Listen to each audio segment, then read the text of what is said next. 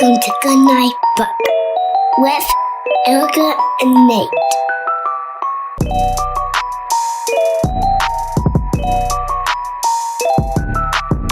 That's what I was worried about. I was like, oh God, like I'm not great at following instructions like on it normally. Mm-hmm. Right. And then under duress. Oh, no, I was wearing pants, but that's a keeper.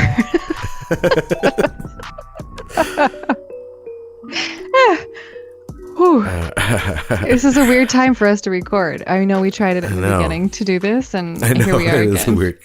It is a weird time for us to record. Okay, I'll lead with shocking admission. Shocking admission. That you didn't read the book? Reading's tough. Like, so it's been, there was a PDF problem. Oh no. Okay.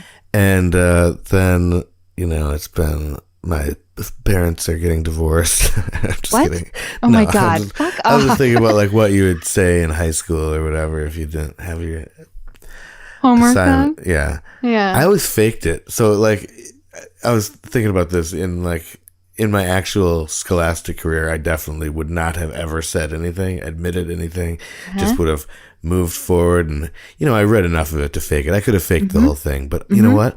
I have more, integrity. Thank you so much for saying it, because I have too much integrity to say it first, but I'll say it afterwards. I've got a lot of integrity and too much respect for our listeners. Not you so much. I'd lie to you, but our listeners, like, it's like they don't even have to do this. You have to. Yeah. You were court ordered. It was a really weird situation. Deal that my lawyer made. Go back and listen from the beginning and you'll hear the whole story.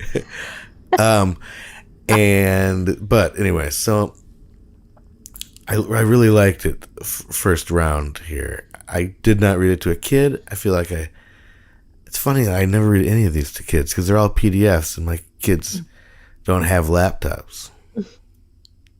That's the limitation for sure. It's not. Limitation. I know. Well, after this, I'm going to convince you with what we're going to talk about today. Oh, I tried to even listen to this.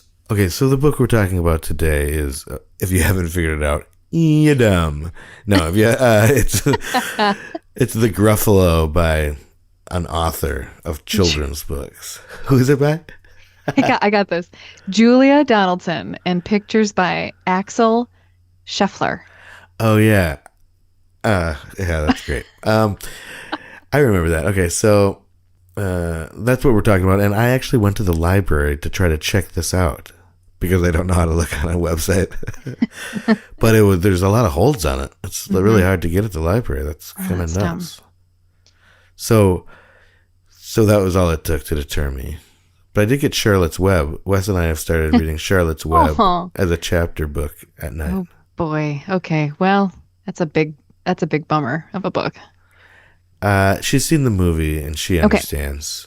Okay. She doesn't mind. Here's a distinction she made recently. She doesn't mind if something lives a long life and dies, or like is supposed to die, is like gets old and dies. Of course, she's not very old, so her opinion on that might change. Like I used to feel that way too. Like, oh yeah, it was their time. They were 60, when you're like a kid. Anyway, but it's like when it happened and it's like not supposed to happen. It's like all of a sudden that's what I don't like. Sure. Because like Honey, I Shrunk the Kids, the aunt gets no, that was too soon. Auntie. Stung. Yeah.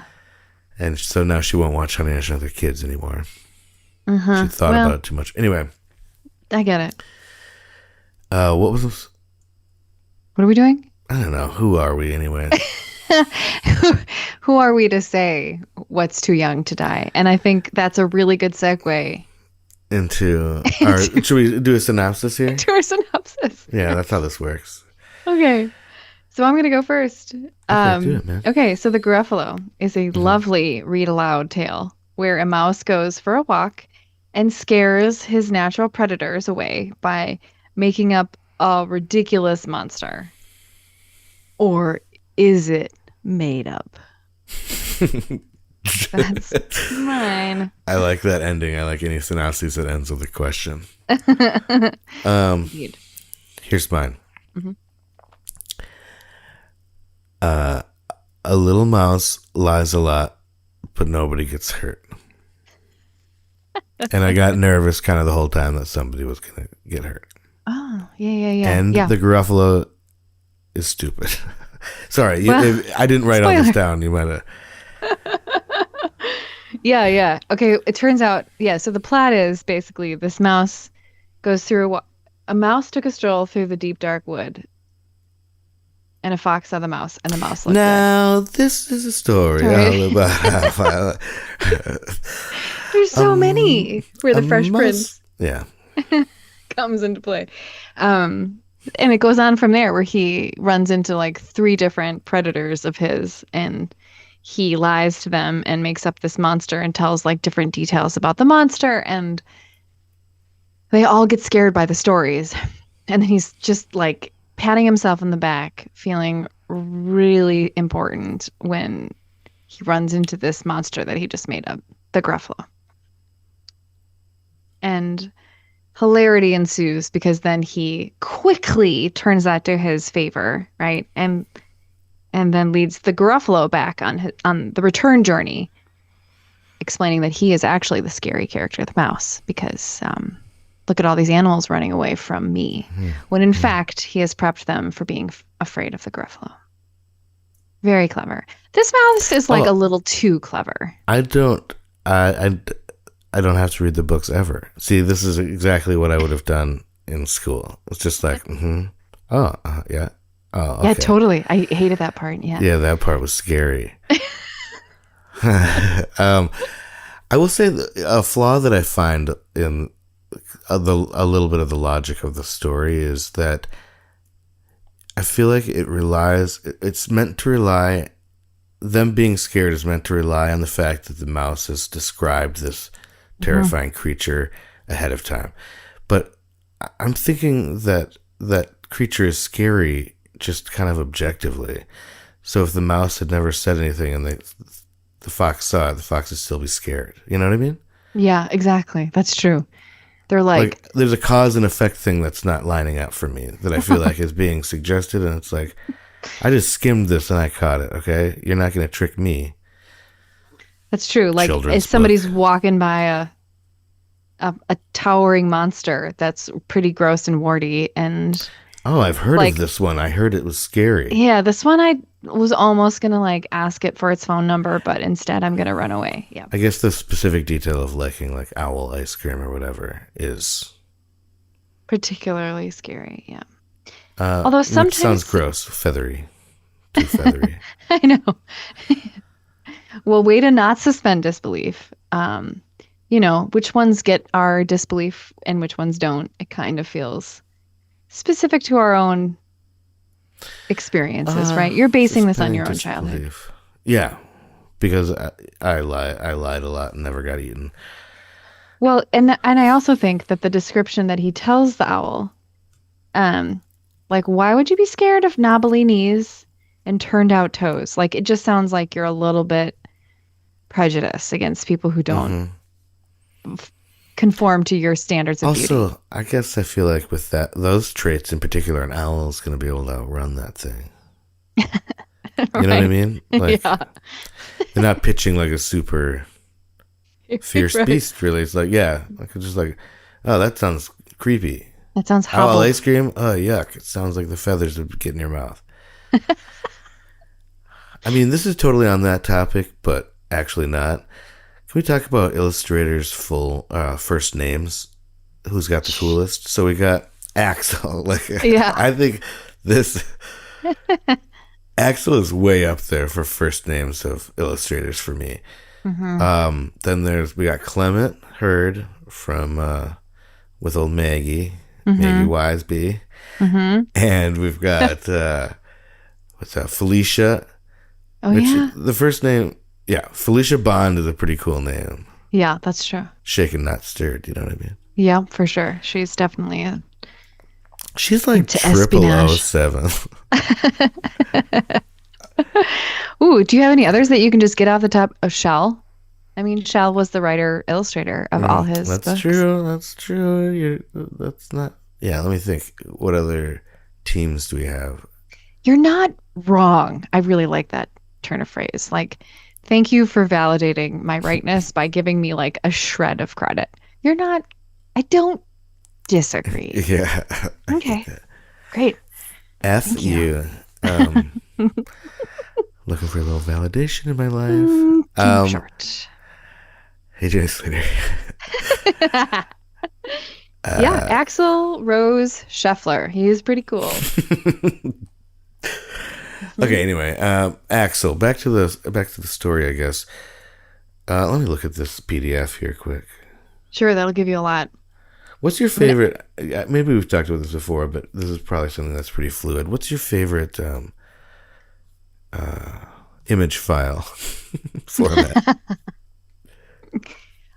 It's not a PDF anymore. It is a JPEG. Oh, interesting. For all applications, for wide accessibility. No. If we're gonna get nerdy about this, it's gonna get super boring very quickly. Can you give a quick nerd? Okay, so if I want to look at an entire document that has a lot of images in it, a PDF is the way to go. I just want to open one file. If I am looking at my pictures that I just took, I do want to just like click through them and be able to zoom in and zoom out really easy. So JPEG. I just had some experience with a PNG. Mm-hmm. Did not like it. No, because when you open them in your image viewer, and if they're transparent, they look kind of weird, like they're an X-ray. Oh, yeah. You know what I mean? I do. I mean, but I do like PNGs partially for that reason, maybe. Because I like weird stuff. Is that why? You're going to rock my world a little bit? Yeah. JPEGs weird me out for some reason. I feel like I don't like their file size. They don't work on the internet as well, from what I heard one time in 2010. I like... Excuse me. I like saying ping more than I like saying JPEG. Mm-hmm. I like how it looks. I like ping pong a lot. Mm-hmm. Sure. So it feels like close to your heart. Yeah. Very, very close to my heart. But yeah, it doesn't really matter. What's your handicap with ping pong? I'd say backhand. No. Way to just roll with it. I had no idea what I was really asking. Okay, No. Great. I didn't either. I like the yeah. I guess I basically overall liked this for its piece. I did worry a lot at first. You know, Wes is like super into death and curious about it, so it's like that's how I have to view everything. Like all children's books, I'm like, I like darkness in my stuff, and she does too, I guess. But I don't want to talk about it with her yet so much all the time. So you're filtering it through, like, can we get through this without having it? Listen to this. Another existential. Today, I was like, "Hey, Wes, could you please just change your pants? It was taking forever." And she goes, "I'm afraid of dying." And I said, "Oh, yeah, we all are." She said, "What?" I said, "Yeah, everybody's afraid of dying. It's natural to be afraid of something we don't know what's going to happen." And she was just like, "Oh." She was like, I think she was really trying to stall into a long conversation. And I was just like, "Oh, yeah, me too." I feel like it's hard to convey to people who are and might be listening how odd that conversation is, because she's like barely 4. She's almost 5. She's 4.5. Okay, but yes. Yeah, so that's her tactic for stalling, and probably was like genuinely feeling it. She is like the kids just feel that shit sometimes. Yeah. She was feeling nostalgic for her old school, and was feeling sad about that, and that was just like shifting around, I think. Oh my God. I'm afraid of dying. Is this what death feels like? To shift schools? Yes, it does. Exactly like that. You'll miss Amy.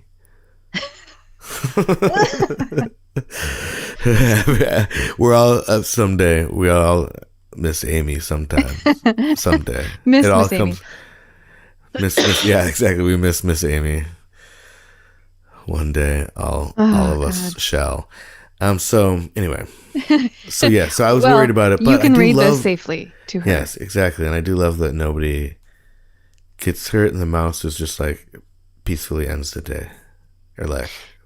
I know. Turns out, I mean, that's one of my highlights is how clever this mouse is. And it's a very abrupt about face in the book where he's like celebrating how well he fooled these predators in one page and then quickly comes into contact with the Gruffalo.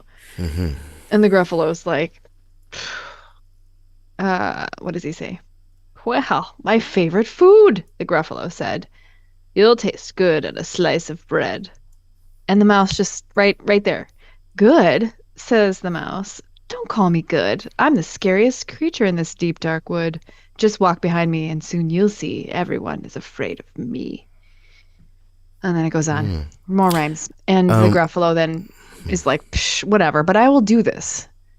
Because I have some time on my hands, I guess. But did you read this a into it. lot? Sorry. Did Yeah. you read this a lot to Olive?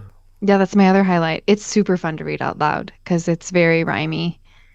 And it lends itself to voices. I didn't get the rhyme in my skim, to be honest. Oh, Nate, the whole thing, it's kind of over the top. So here's a couple hard ones. Okay, so the mouse is saying, follow me up behind me and you'll see. Everyone's afraid of me. Oh, sure, said the Gruffalo, bursting with laughter. You lead the way, and I'll follow after. They walked and walked till the Gruffalo said, I hear a hiss in the grass ahead. It's Snake, said the mouse. Why, Snake, hello. Snake took one look at the Gruffalo. Oh, dear, he said. Goodbye, little mouse, and slid right into his log pile house. It's on and on and on and on and on and on and on and on, like that. Oh, it's very fun. You're muted. I'm just kidding.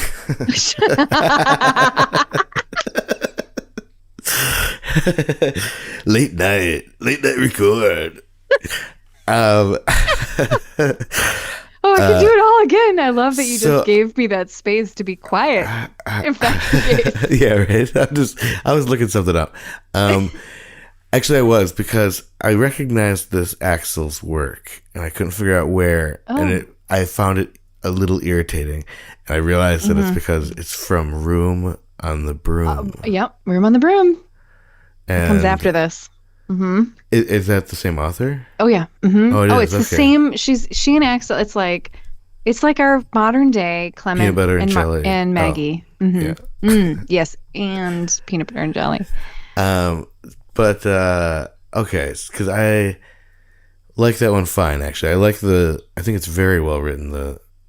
I feel like the meter of that one. Maybe we should do that one sometime. It's great. Yeah. My problem with it is that is one of the early books of the wrong words era, where I had to make up like rhymes, these complicated rhymes, and like sometimes I just didn't have the energy, and so I was like, she would say, like wrong words, and I'd be like, okay, but it's gonna be bad. And she's like, okay. It's like, what do you want, kiddo? Do you want rhymes for? I would totally phone it in. I would just like do that. I would go say nonsense words for all the rhymes. Anyway. I love Room on the Broom. Okay, so the other thing about these books, and I feel like you should know this, is that they have made little 30-minute movies of them. And they are magic. They're quiet. They're super wonderful actors doing the voices. Like, what era here? They started about 10 years ago. I just looked it up. The Gruffalo movie came out in 2009. Is Mark Ruffalo the voice of Gruffalo by any chance? No, unfortunately not. Oh, man. No, but really missed opportunity. It's Robbie Coltrane. What? Oh, I'm sorry. No, Mark Ruffalo's still alive and well. Thank God. I've got a lot didn't mean to scare you. Money on him making it to the end of the year for some reason. Oh, this is that thing you keep trying to get me in on, right? Yeah. Your bookie? Yeah. Polly. It's a Robbie Coltrane who plays Hat guy. Hagrid in Harry Potter. Yeah. I've never seen that. Okay. But For the home listener, Erica was miming something that I still don't know, but I said hat guy because it looked like a big hat. We were playing charades to me. It was Hagrid. That was pretty close. Hagrid, hat guy, yeah. Plays the Gruffalo, and I think Martin Freeman or James Corden, they're in this in some way. So there's a lot of very famous British actors. So I assume that Julia Davidson and Axel are British. So we kind of read it one way, and then we started reading it a different way once we realized they were British. Out of respect. Out of respect. You're so woke. Indeed. Yeah. Well, I have a question. Yeah, sure. Please. You asked me a question earlier. Now I'm going to ask you a question. Isn't that fun to recap that? Man, turnabout is fair play. Indeed. So this one's off. I don't know if I have an answer myself, but there's a lot of lies in this book. Mm-hmm. And so I'm wondering, what's your favorite lie ever told? And it could be told by you, it could be told to you, or it could be like, one of the great lies of our time. George Washington. The cherry tree? Yeah. Wait, he didn't lie, did he? I don't know. I think he famously could not, even if he wanted to. He said he cut it down. Yeah. He admitted it. That's a really important one in our history. That's a really good one. Have you told any George doozies? Washington, cuck. I'm sure I have. Oh, yeah, for sure. When I was a kid, I convinced my brother that I could talk to the Robins, that I knew them by name, and to do so. Oh, this is when I was like 5. My brother was 8, and he believed me. And one of my tricks was I would see one and be like, hey, Charles. Oh, sorry, Abby. So I'd get their name wrong. At 5 years old? Mm-hmm. That's impressive. And then I also told him that this is more like 6. I had a movie projector in my head, and I would sometimes just sit there and stare off, and then I'd laugh and tell him what scene of a movie was happening, or oh, I'm just watching Star Wars, I would say. And he claims he didn't believe that one, but I think he did. Well, I feel like on a previous podcast, you had told us some big lie that Rob... That one wasn't a lie. But it wasn't a lie. It was the Mickey Mouse... No, I mean, that was a lie. That whole story, I made it up. I'm just kidding. No, you didn't. No, it's Rob. That was a Smurf on a Nicaraguan water cannon. That's right. And it turns out it wasn't a lie. It wasn't a lie. He was right. Your family is full of them. I didn't know that about you guys. Well, he was not telling the lie, though. But you didn't believe him because you thought he lied a lot. I didn't think he lied a lot back then.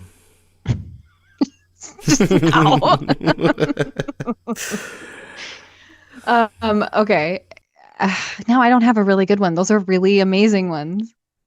I feel very competitive to tell a really funny lie story. Instead, I feel like I just have dark shit. I'm glad that those are the ones I could call up, because I feel like there's other ones that are not fun.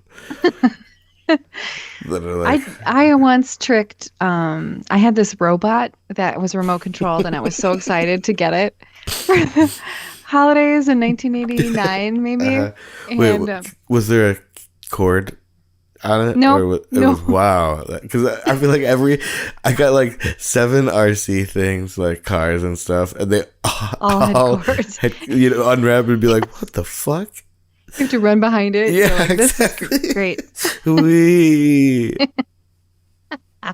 Can't let it out of my sight, or a 3-foot radius. Either way.